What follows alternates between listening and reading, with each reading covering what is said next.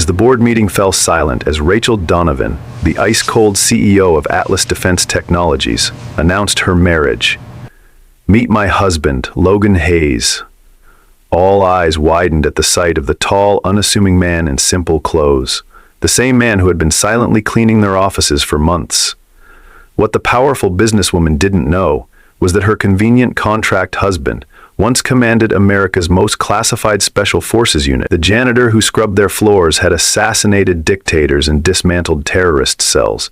And now, as shadowy figures circled Rachel's empire, Logan's carefully buried past was about to resurface with lethal consequences. Rachel Donovan strode through the gleaming lobby of Atlas Defense Technologies, her navy pencil dress and crisp white blazer a stark contrast to the muted earth tones of the Austin headquarters she now commanded.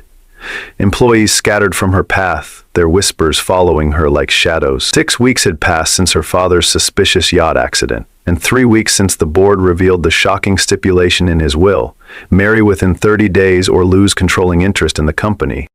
The heels of her Italian leather pumps echoed against the marble floor as she made her way to the executive elevator. 30 days to find a husband. The absurdity of it made her jaw clench. Joseph Donovan had built this company from nothing, teaching his daughter every aspect of the business, preparing her to take his place. And yet, in death, he'd added this archaic condition that threatened everything she'd worked for. From her office, now clinically redecorated to her specifications. Rachel reviewed the latest missile guidance system blueprints, while her assistant, Vanessa, provided updates on potential candidates for her emergency marriage. "The VP of Marketing is divorced, attractive enough, and already cleared for classified information," Vanessa suggested. Rachel dismissed him with a wave. "Too ambitious. He'd never accept a temporary arrangement." "The Chief Financial Officer?" Vanessa continued, scrolling through her tablet. "Too connected to the board. He'd report everything back to Blackwood." Rachel turned to the floor-to-ceiling windows, gazing out at the Austin skyline. "I need someone with no stake in Atlas, someone who understands discretion, someone—" She paused, frustration evident in the tight line of her mouth. "Someone controllable." That evening, after reviewing 7 potential husband candidates and finding fatal flaws in each, Rachel escaped to a small dive bar miles from the corporate district, a place no one would recognize the Ice Queen of Atlas. Several drinks later, her carefully maintained control slipped away. The stress of her father's death, the company's future hanging in the balance, and the ticking clock of the inheritance clause overwhelmed her usually impenetrable composure. In this vulnerable state, she found herself drawn to a quiet man with observant eyes sitting alone at the bar. There was something steadying about his presence, something familiar she couldn't quite place. Logan Hayes listened without judgment as she vaguely described her predicament, his calm demeanor a contrast to her emotional turmoil. "Sometimes the most impossible problems have the simplest solutions," he said, his voice a low rumble that seemed to cut through the noise of the bar. Rachel studied him more closely. Broad shoulders beneath a simple gray t-shirt, strong hands wrapped around his whiskey glass, a thin scar along his jawline. His eyes held something she recognized, the careful watchfulness of someone who had seen too much. When an aggressive patron harassed Rachel, Logan intervened with startling efficiency, a precise wrist lock that required no dramatic movement, just controlled expertise that made the aggressor apologize and retreat. The combination of alcohol, emotional release, and this stranger's unexpected protection lowered Rachel's carefully constructed defenses. "Where did you learn to do that?" she asked, moving closer to him at the bar. Logan shrugged, his expression revealing nothing. "Here and there. You pick things up." The night became a blur of confessions and connection, culminating in an impulsive invitation back to her penthouse. Morning brought clarity and shock. Logan was part of the maintenance staff at Atlas, the quiet janitor she'd passed 100 times without noticing. Rather than the embarrassment most CEOs might feel, Rachel saw opportunity in this compromising situation. A man with no connections, no ambitions, someone she assumed was a compliant failure, who could be easily controlled and compensated. She watched him from the doorway of her bedroom as he stood by the floor-to-ceiling windows, silhouetted against the morning light, his military straight posture at odds with his supposed station in life. Something didn't quite add up about Logan Hayes, but Rachel was too focused on her immediate problem to dig deeper. She proposed her contract marriage over coffee. 1 year, generous monthly payments, separate lives, and absolute discretion. Logan considered her with those unreadable eyes before agreeing, with one condition: no background checks beyond the standard employment screening he'd already passed. "Everyone has things they'd rather leave behind," he said. Rachel, assuming he had minor legal troubles or debts, agreed. The arrangement seemed perfect: a compliant husband with no interest in her company and no power to threaten her position. They married quietly 3 days later at the county courthouse. Logan in a borrowed suit, Rachel in a simple white dress that betrayed nothing of the business transaction taking place. As they signed the papers, neither noticed the man photographing them from across the street, nor the encrypted message he sent. "Target has changed patterns. New variable introduced." Rachel's announcement of her marriage sent shockwaves through Atlas. Board members exchanged skeptical glances as Logan stood quietly beside her in his first and only designer suit. Marcus Blackwood, her father's oldest friend and board chairman, studied Logan with suspicious eyes. "Quite the whirlwind romance," he remarked, his handshake with Logan lingering as if assessing something. Logan met his gaze with practiced blandness, revealing nothing. "When you know," Rachel replied with a practiced smile, her hand resting possessively on Logan's arm. The board members nodded, some with obvious relief. The inheritance clause satisfied, their positions secure. Only Blackwood seemed troubled, his eyes narrowing as he watched Logan's careful movements around the room. To maintain appearances, Logan moved into Rachel's sterile penthouse apartment. She established clear boundaries: separate bedrooms, minimal interaction, no interference in her work. Logan complied without complaint, continuing his janitor position despite her suggestion that he take a paid leave. "I prefer to earn my keep," he said simply. Rachel misinterpreted this as the pride of a simple man, unaware that Logan needed access to the building to investigate his own suspicions about Atlas. Their initial weeks together established a rhythm of careful avoidance. Rachel rose at 5 in the morning for her punishing fitness routine before 14-hour workdays. Logan worked night shifts, moving silently through the building while executives worked late on classified projects. In rare moments at the apartment, Rachel found herself disconcerted by Logan's efficiency, the way he observed and adapted to her habits without discussion, anticipating needs she never expressed. When Rachel struggled with insomnia, she came home to find perfect cups of chamomile tea waiting. When she skipped meals during intensive work periods, nutritious food appeared in her office refrigerator. Logan required nothing, explained nothing, his quiet confidence both comforting and irritating to a woman who prided herself on needing no one. One night, returning earlier than usual, Rachel found Logan doing precise military push-ups in the living room, his movements so fluid and controlled they appeared effortless. He stopped immediately upon seeing her, rising to his feet with a grace that seemed incongruous with his supposed background. When questioned, he mentioned only that "staying fit helps me work better." Rachel let it go, but filed away this inconsistency with others she'd begun to notice. Their first real clash came when Rachel hosted a dinner for potential military clients. Logan, whom she intended to keep away, stepped smoothly into the role of host when her social anxiety threatened to derail the evening. His unexpected knowledge of military protocols and defense systems, which he attributed to reading a lot, charmed the generals. Rachel was simultaneously grateful and furious at being upstaged, confronting him afterward about overstepping boundaries.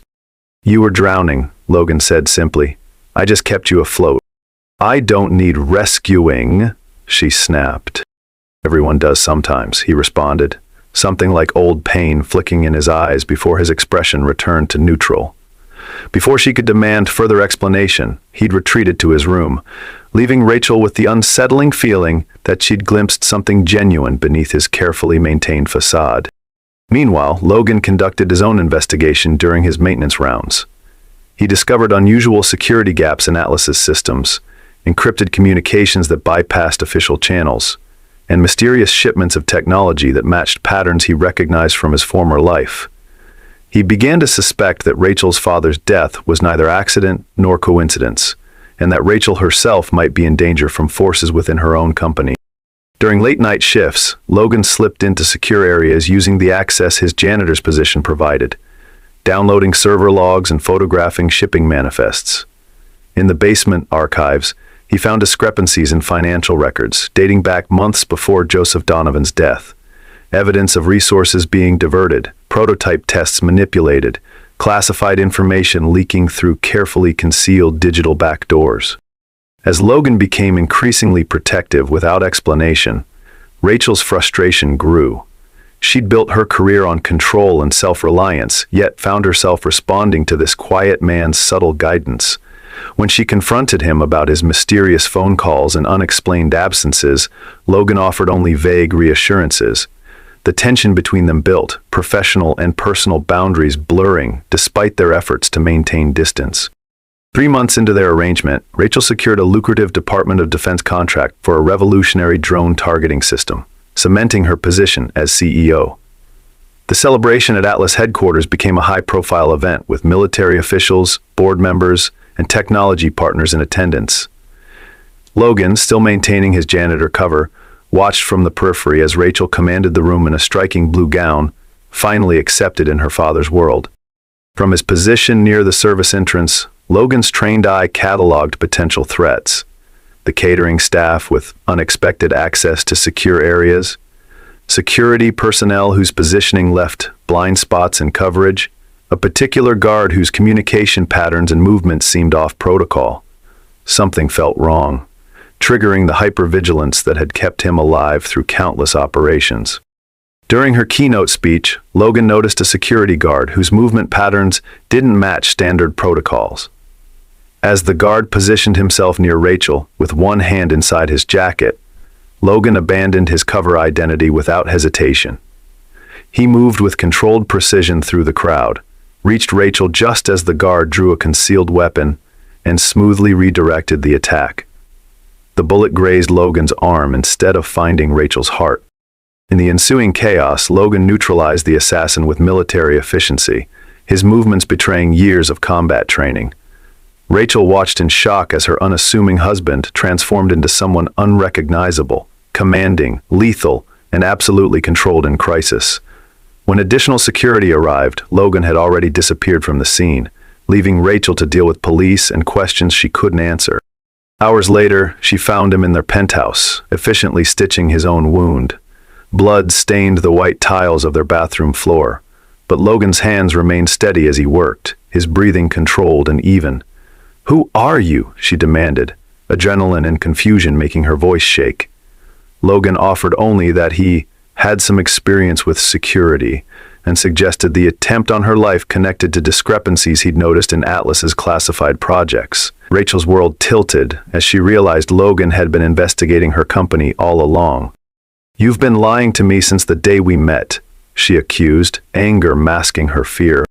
Logan finished tying off the suture before answering. "Not lying, just not sharing everything. There's a difference." "Not to me," Rachel countered. But the heat in her voice was fading, replaced by grudging acknowledgement that without his intervention, she'd be dead. Their confrontation was interrupted by an urgent call. Atlas's servers were being breached, sensitive weapon designs targeted. Despite her mistrust, Rachel had no choice but to bring Logan with her to the emergency response at headquarters. There, he demonstrated expertise in cybersecurity that no janitor should possess, working alongside their security team to trace the attack to a source inside Atlas itself. As Logan's fingers flew across the keyboard, Rachel watched with growing certainty that nothing about this man was what it seemed. He navigated through encrypted systems with the confidence of someone who'd done this hundreds of times, identifying attack patterns and predicting the hacker's next moves with uncanny accuracy. Evidence pointed to Marcus Blackwood, her father's closest friend and her most trusted advisor. Logan urged caution, explaining that Blackwood was likely just a piece in a larger conspiracy. When Rachel demanded to confront Blackwood directly, Logan revealed enough of his background to establish credibility.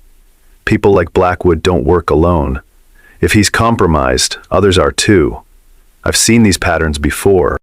"Where exactly have you seen these patterns?" Rachel pressed, crossing her arms. "What aren't you telling me?" Logan's eyes met hers, measuring how much to reveal. I worked in intelligence assessment for a while. Military. That's all I can say right now. Rachel reluctantly agreed to investigate quietly, accessing her father's private servers with Logan's surprisingly adept assistance. They discovered encrypted communications suggesting a systematic sale of classified weapons technology to international buyers, a treason plot that began months before her father's death. The yacht accident took on new significance, as Rachel realized her father may have discovered the conspiracy. As they worked together through the night, professional barriers crumbled. Rachel saw beyond Logan's calculated simplicity to the strategic mind beneath. Logan glimpsed vulnerability behind Rachel's armor of ambition. When morning came, they'd established an uneasy alliance based on mutual need. She required his skills to uncover the conspiracy, while he needed her access to find the truth he'd been seeking since leaving military service.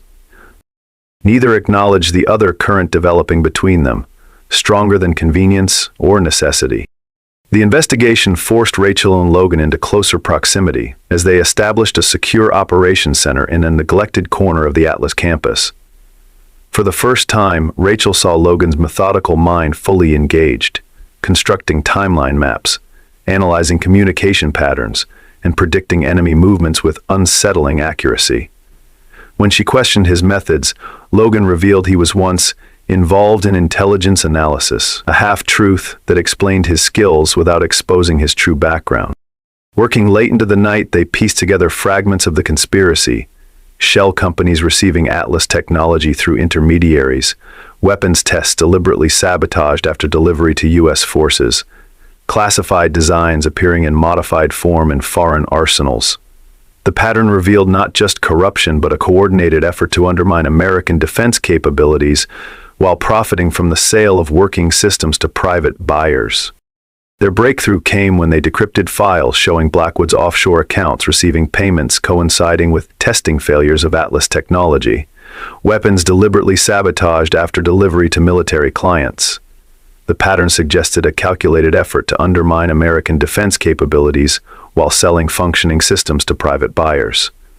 More disturbing were references to Phoenix containment, which caused visible tension in Logan's usually impassive expression. The phrase appeared in multiple encrypted communications. Ensure Phoenix containment remains priority. Phoenix assets must be neutralized. Phoenix commander location unknown. Each mention sent a visible current of tension through Logan, though he tried to hide his reaction. When Rachel pressed him about his reaction, they were interrupted by a security breach in their makeshift command center. 3 professional operators with military precision infiltrated the building, clearly targeting their location.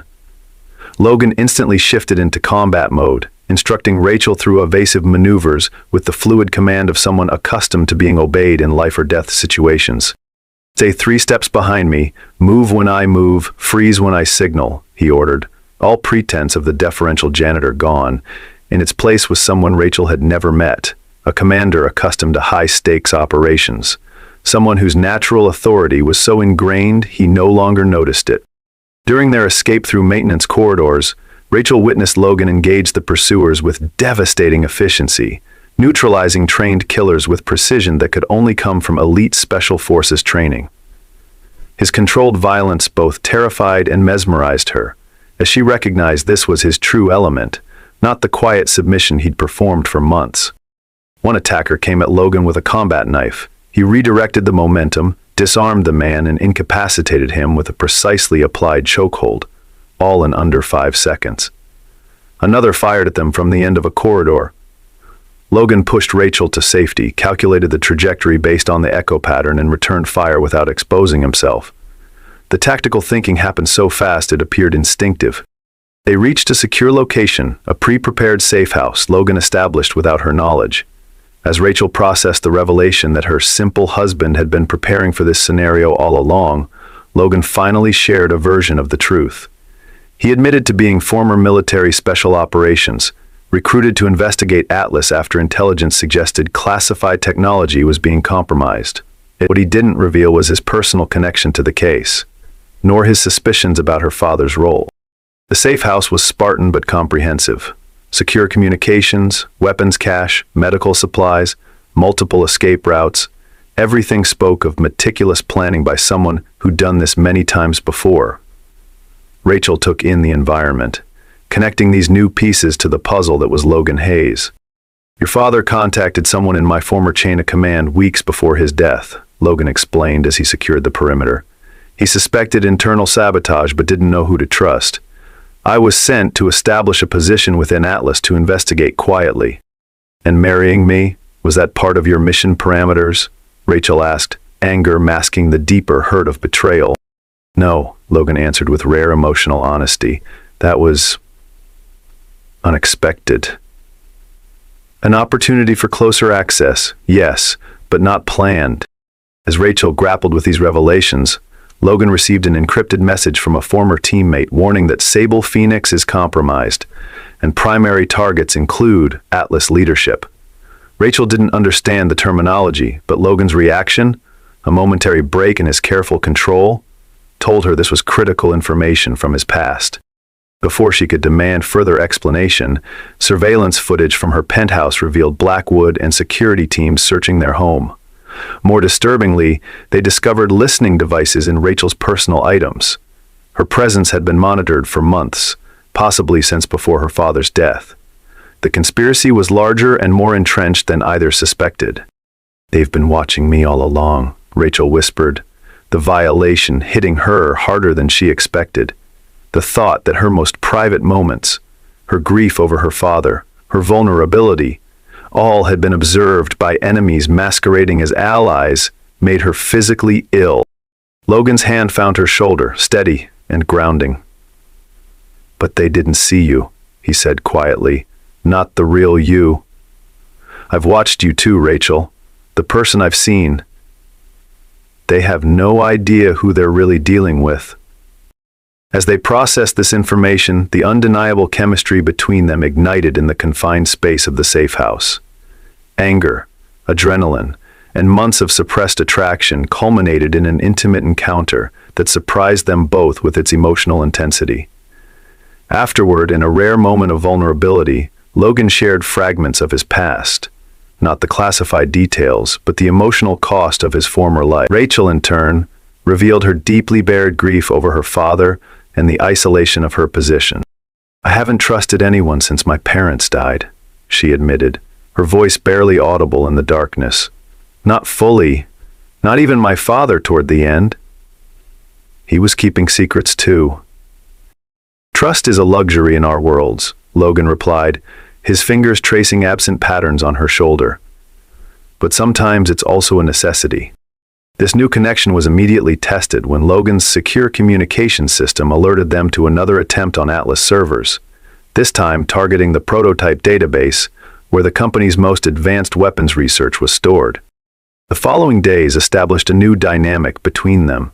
By day, Rachel maintained her CEO persona, seemingly unaffected by recent events, while secretly working with Logan to identify compromised employees.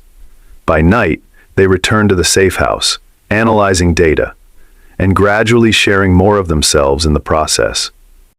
Logan began revealing strategic details of his military background without compromising classified information. His training in psychological operations, his facility with languages, his years tracking arms dealers across global conflict zones. Rachel shared the weight of inheriting her father's legacy, her struggle to be respected in the male-dominated defense industry, and her genuine passion for technology that protects rather than simply destroys. "I never wanted to build weapons," she confessed during a rare quiet moment. "I wanted to create defense systems, shields, not swords. My father understood that. The contracts that excited him most were always the protective ones: missile interceptors, secure communications, threat detection. That's why they targeted him," Logan suggested. "Someone who prioritizes protection over aggression would notice if offensive capabilities were being compromised." Their professional collaboration evolved into genuine partnership. Logan respected Rachel's analytical brilliance and strategic thinking, while she came to value his experience and instinctive understanding of human motivation. Where she saw technological solutions, he anticipated human vulnerabilities. Together, they constructed a more complete picture of the conspiracy than either could alone. The evidence trail led to a disturbing conclusion. Atlas technology had been modified to create a backdoor vulnerability in American defense systems, potentially allowing hostile remote access to critical infrastructure. The conspiracy extended beyond simple profit into the realm of national security threats. More personally troubling for Rachel was mounting evidence that her father discovered this plot shortly before his death. The timing matches, Logan said, examining the timeline they'd constructed. Your father began accessing unusual server directories 2 weeks before his death. The next day, an encrypted call was placed to my former commanding officer. Why wouldn't he go directly to the authorities? Rachel asked. Because he didn't know who to trust, Logan explained. If the conspiracy reached high enough, official channels could be compromised. A black ops team used to operating outside normal parameters was his safest option. As they worked to document the conspiracy without alerting Blackwood, Logan and Rachel navigated their evolving personal relationship. Having lived behind facades for so long, she as the untouchable Ice Queen, he as the invisible janitor, both struggled with genuine vulnerability. Small moments revealed their changing dynamic. Logan instinctively responding to threats with protective positioning that Rachel no longer resisted. Rachel unconsciously reaching for Logan's steadying presence during moments of doubt. The turning point came when Rachel discovered her father's hidden personal server containing his final investigation notes. Among them was surveillance footage of Logan from years earlier in military uniform receiving high honors in a classified ceremony. The accompanying file identified him as Commander Hayes of the Sable Phoenix Unit, credited with preventing multiple terrorist attacks on American soil. The screen showed a different Logan, younger, standing at rigid attention as medals were pinned to his chest by a high-ranking military official. His face showed the same controlled expression, but his eyes held none of the shadows that now haunted them. More shocking was a personal message from her father, recorded days before his death. If you're seeing this, I failed to expose the traitors at Atlas. Trust no one from the board. I've requested extraction assistance from an old military contact. If Commander Hayes reaches you, he's the only one you can trust completely. Her father's face on the screen was tense with worry, his normally confident demeanor replaced by urgent concern. I believe they've compromised our defense contracts, Rachel. If I'm right, they'll come for you next. Hayes understands what we're dealing with. He's seen these people before. Rachel confronted Logan with this information, demanding the complete truth about his presence in her life. Logan finally revealed that her father wasn't just aware of his mission. He specifically requested Logan by name based on their previous classified interaction years before. What he didn't share was his own personal motivation, that as a young soldier struggling with homelessness after a difficult deployment, a teenage Rachel had once given him bread when he was starving, a small act of kindness that had saved his life in more ways than one. This moment of human connection had stayed with him through his darkest missions, a reminder of what he was fighting to protect. I was Sable Phoenix, Logan acknowledged, the admission clearly difficult for him. A classified special operations unit tasked with addressing threats that couldn't be handled through official channels.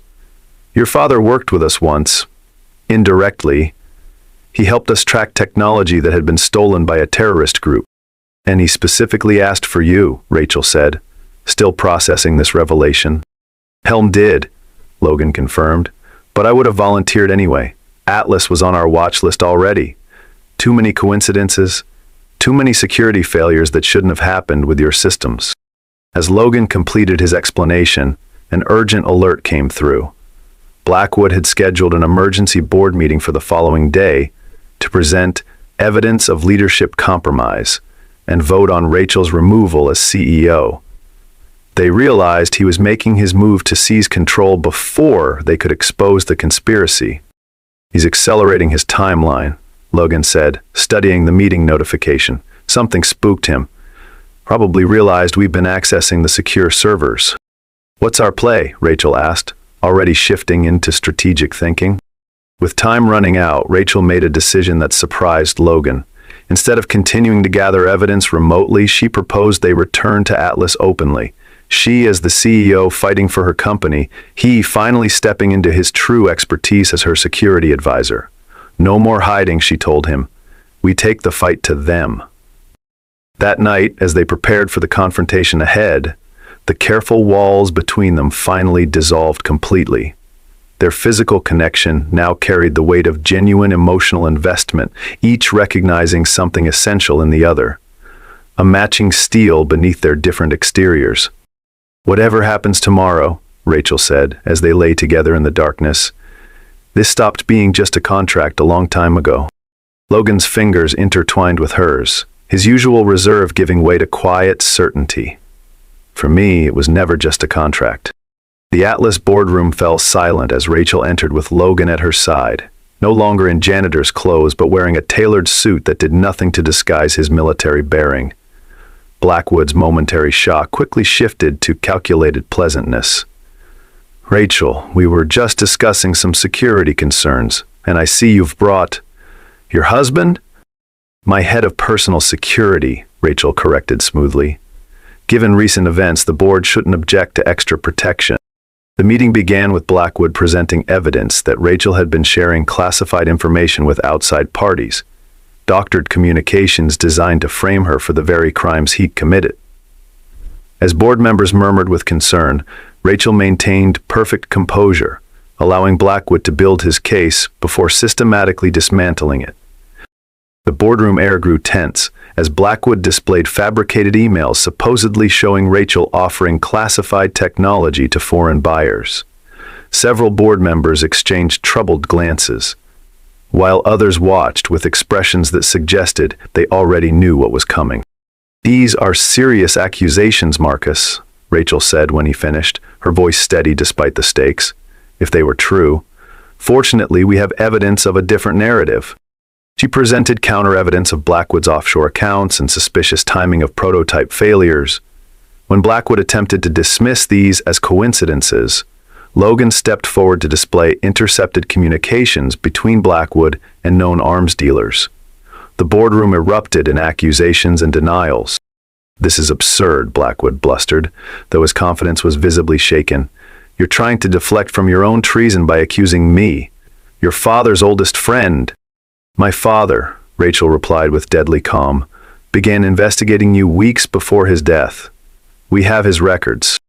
In the ensuing chaos, Blackwood triggered a building-wide security protocol, ostensibly for a potential data breach, actually to lock down the facility with his loyal security team in control. As emergency lights activated, Logan instantly recognized the tactic. "He's isolating the building.